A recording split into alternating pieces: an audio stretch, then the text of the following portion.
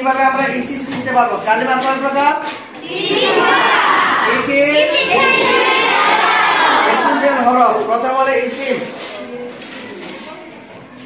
আমরা কেমন করে চিনবো ইসিম?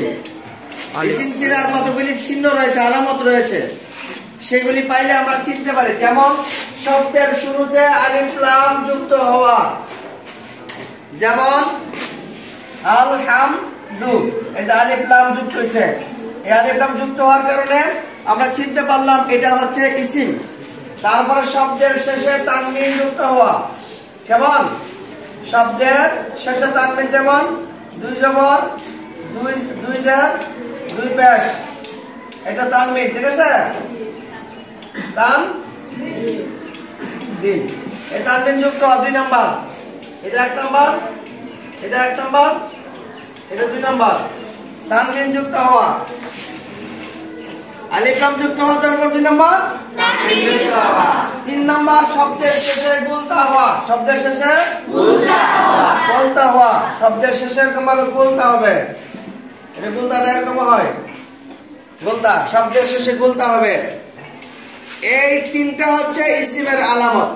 আমি আবার সুন্দর করে লিখে দেই। শব্দের শুরুতে শব্দের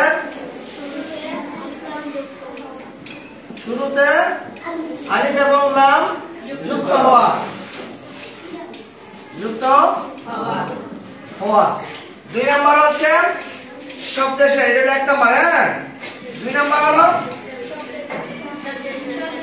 শব্দের শেষে, শেষে কি হওয়া? তানবিন, তানবিন হওয়া, যেমন দুই জবর দুই পেশ, এগুলি হওয়া। 3 নাম্বার হচ্ছে শব্দের শেষে গুলতা হওয়া, তা তা এরকম গুলতা হওয়া, হওয়া, শব্দের শেষে গুলতা হওয়া। এই হচ্ছে ইসিমের আলামত সাধারণত। এই আলামতগুলি ফেলের মধ্যে কখনো হয় না, হরফের মধ্যে কখনো হয় না। বাকি আরো কিছু আলামত রয়েছে। সর্বমোট আলামত হচ্ছে 25টা। কয়টা? 25টা। গ্রামারের ভাষায় 25টা আলামত আছে। সাধারণত পরীক্ষার হলে যখন আসে তখন সবাই লেখে 10টা আলামত অথবা 11টা আলামত, কিন্তু সর্বোচ্চ 25টা আলামত রয়েছে, চিহ্ন রয়েছে। তার মাঝে লক্ষণীয় একটা বিষয় হচ্ছে যে এই 3টা আলামতই হচ্ছে ইসমের শ্রেষ্ঠ আলামত, আলিফ লাম তানবিন গুলতা। আর আমি ব্যক্তিগতভাবে খুঁজে গ্রামারের থেকে একটি আলামত পেয়েছি, যেটা হচ্ছে যে 3 অক্ষর বিশিষ্টের মাঝখানের অক্ষর সাকিন বিশিষ্ট হওয়াটা ইসমের একটা আলামত হিসেবে পাওয়া যায়। এই ধরনের শব্দগুলি সবগুলি ইসিম হয়ে থাকে, সাকিন মাঝখানে ফেলের মধ্যে আসে না।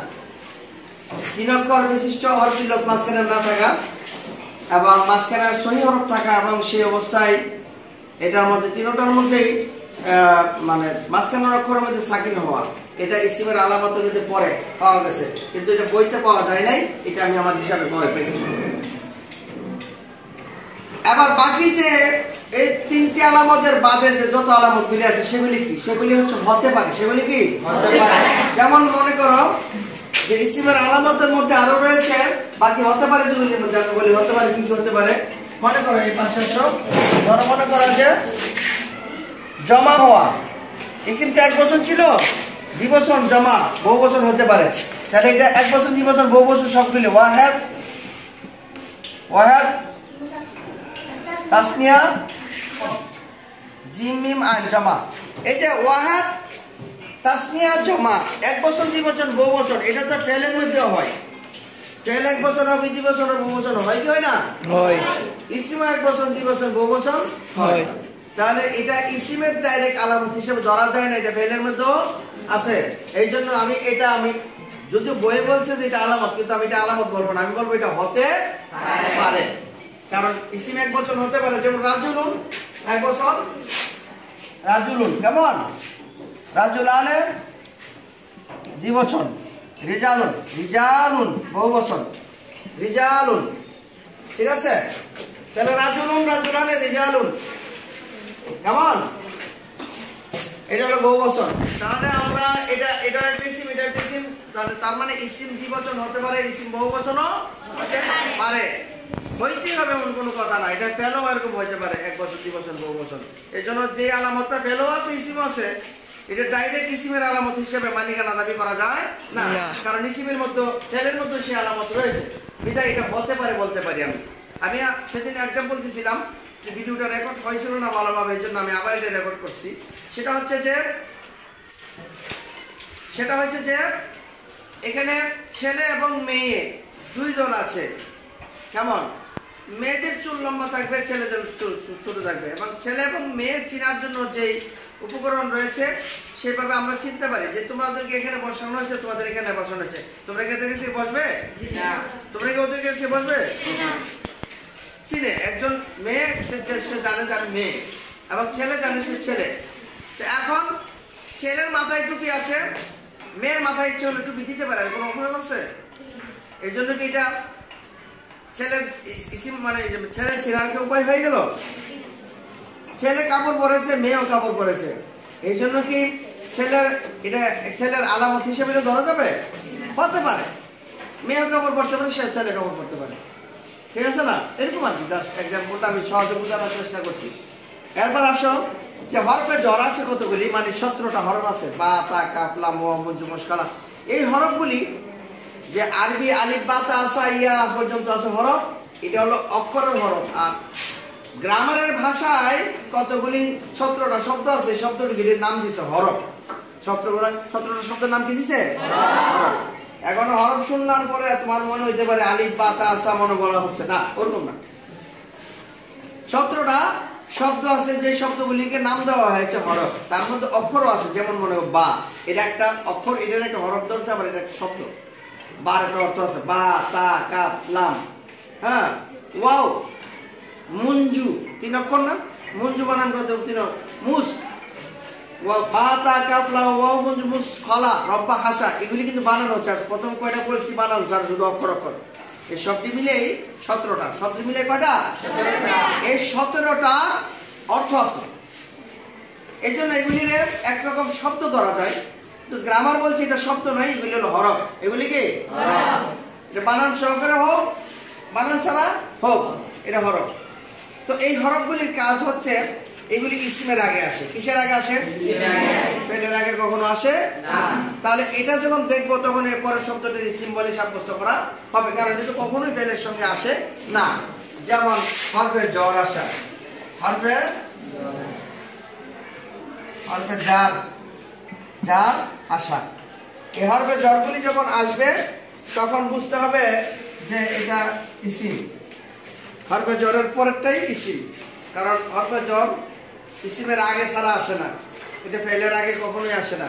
তাহলে এটা ইসিমের একটা আলামত হিসেবে ধরে নেওয়া যায়। ইসিমকে কখনো প্রয়োজন মোতাবেক ছোট করা হয়, যেমন মনে করো আওয়ামিরু ছিল একজনের নাম, সেটাকে ছোট করতে করতে বানানো হয়েছে ওমর, আওয়ামিরু থেকে ওমর হয়েছে। এই যে এক নাম থেকে আরেক নামে পরিবর্তন করা হয়েছে সহজকরণার্থে, এই জন্য এটাকে বলা হয় সগীরুন করা হয়েছে, তাসগীর করা হয়েছে, ছোট করা হয়েছে। কেন? সুবিধা মোতাবেক। তাহলে বোঝা গেল ইসিমকে ছোট করা যায়, ইসিমকে ছোট করা যায়, এটা একটা আলামত হিসেবে ধরা হয়েছে। আবার ফেলকেও ছোট করা যায়, ফেলকে কি করা যায়? এমনকি আমি ফেলকে ইসিম বলবো?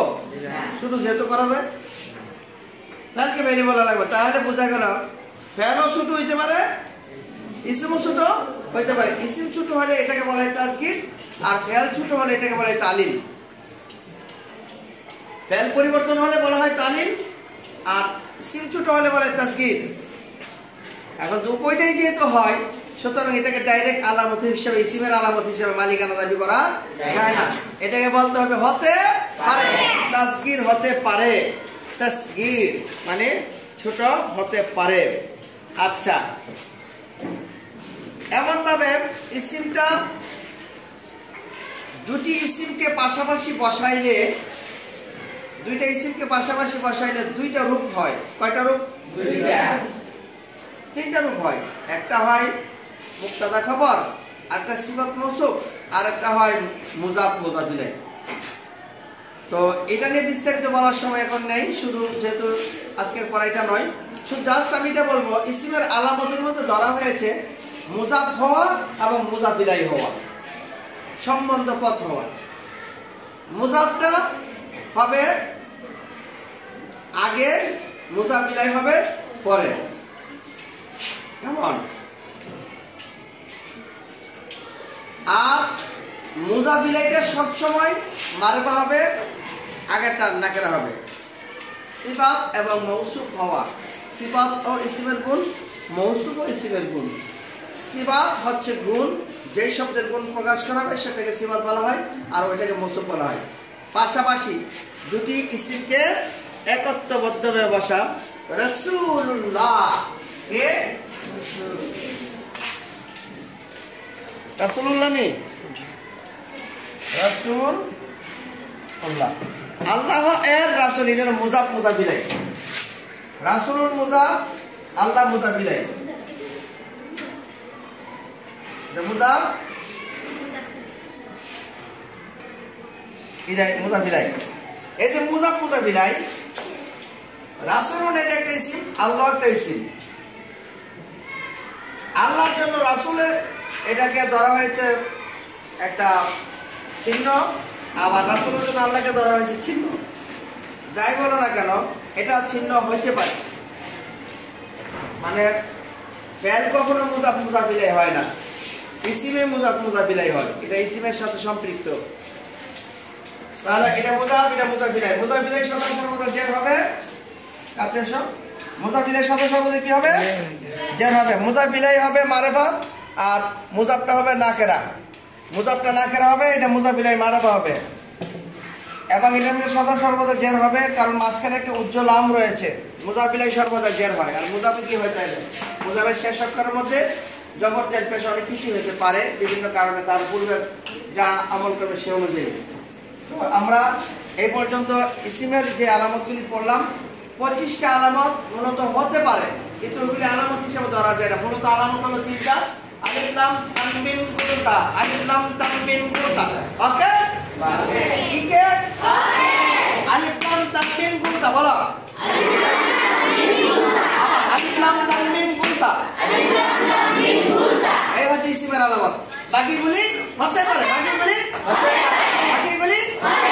না হলে কোনো অসুবিধা নাই। এগুলি ফেলের মধ্যে অনেক সময় থাকতে পারে, কিন্তু কেন থাকবে? ইসিমে থাকুক, থাকুক না, এটা ইসিমের আলামত হিসেবে ধরা যাবে না।